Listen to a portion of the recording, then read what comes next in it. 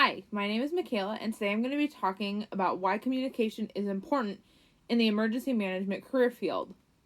Have you ever wondered how emergency services, such as firefighters or police officers, put in their disaster relief efforts into action during major disasters? Emergency managers are the advisors to executive leaders of communities, such as mayors or governors. In order to effectively work in emergency management, you need to fully understand how important communication is in disaster situations. Today, I will be covering exactly what emergency managers do, some of their key effective communication traits that they have, and how communication is essential in order to mitigate the impact of a disaster in your community.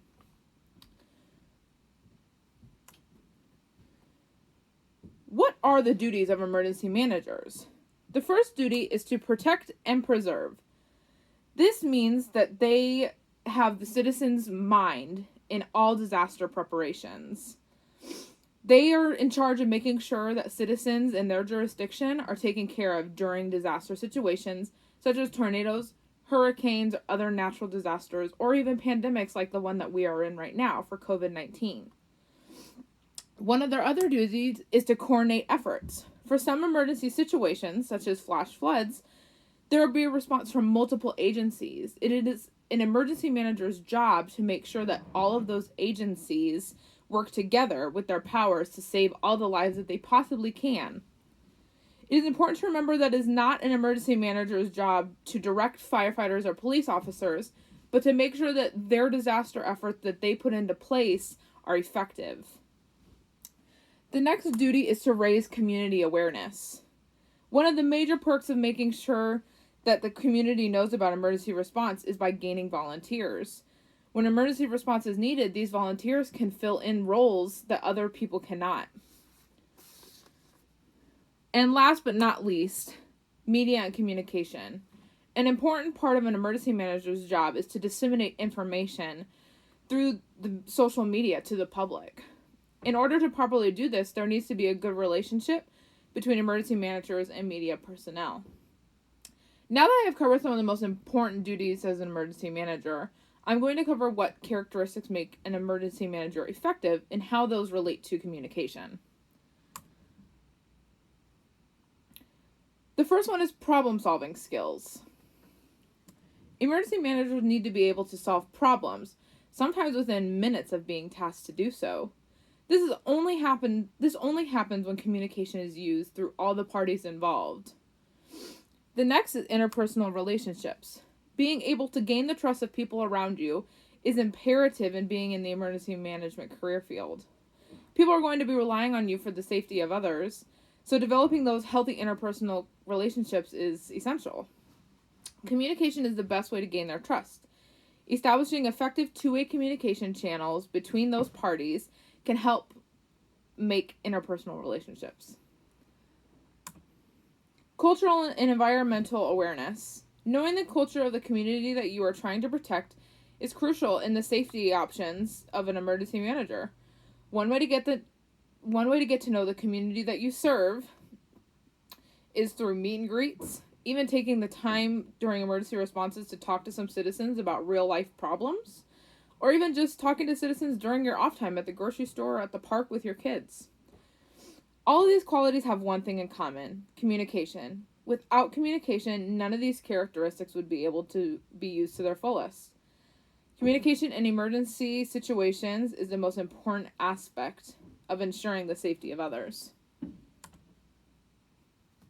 Why communication is so important to emergency managers. This is a big step for emergency managers. In order to save lives, you have to communicate. There's a lot at stake.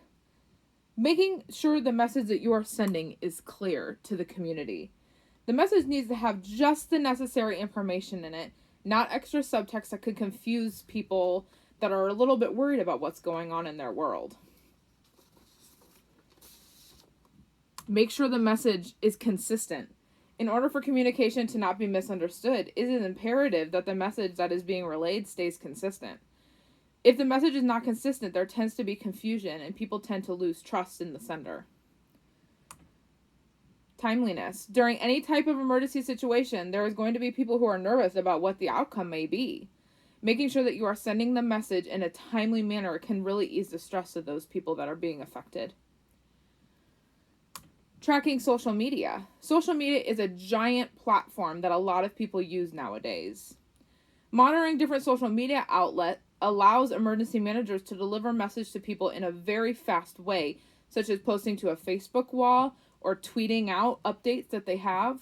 It allows people to interact and also allows them to ask questions back to the emergency managers in a fast way.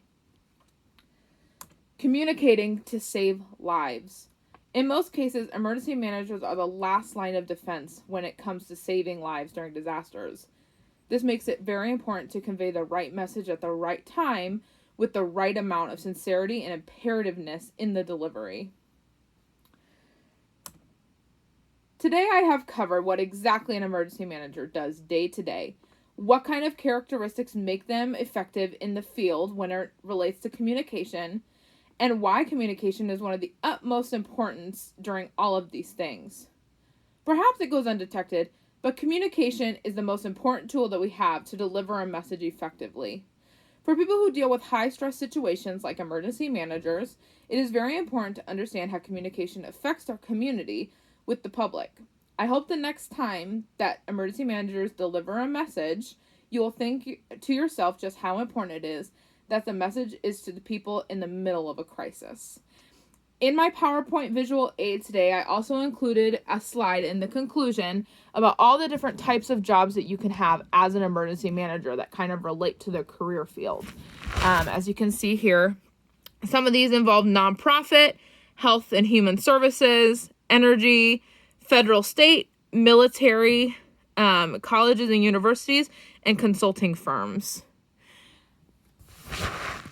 And that concludes my speech. Thank you.